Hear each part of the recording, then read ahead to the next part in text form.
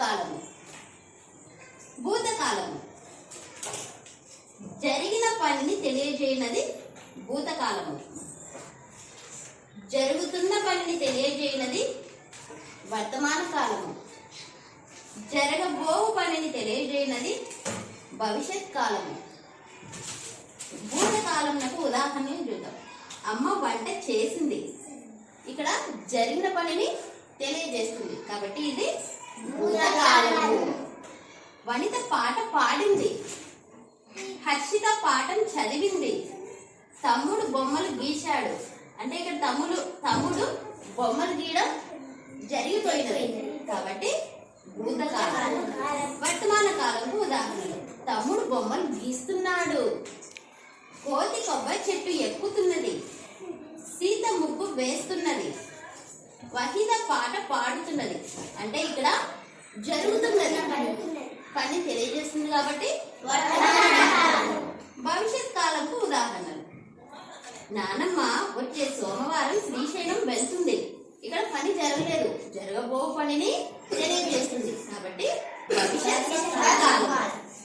మామయ్య కొత్త బట్టలు తెస్తాడు, జోసఫ్ రేపు విశాఖపట్నం వెళ్తాడు, తమ్ముడు బొమ్మలు గీస్తాడు అంటే జరగబోయే పని తెలియజేస్తుంది కాబట్టి భవిష్యత్ కాలం.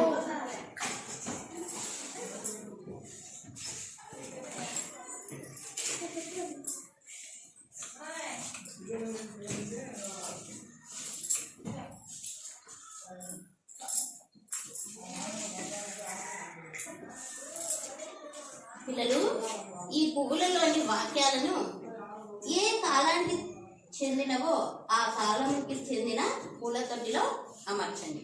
ఓకేనా? వహీదా,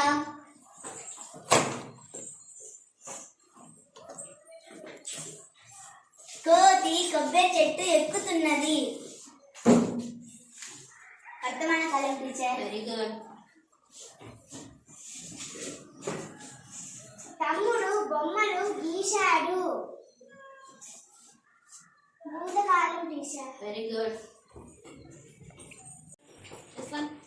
హర్షిత పాఠం చదివింది.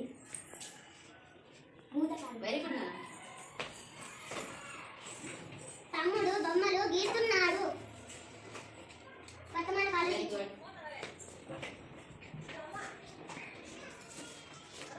వహీద పాట పాడుతున్నది. వర్తమాన కాలం. సీత ముగ్గు వేస్తున్నది. వర్తమాన కాలం. వెరీ గుడ్ అన్న. వనిత పాట పాడింది. భూతకాలం. అమ్మ వంట చేసింది. భూతకాలం.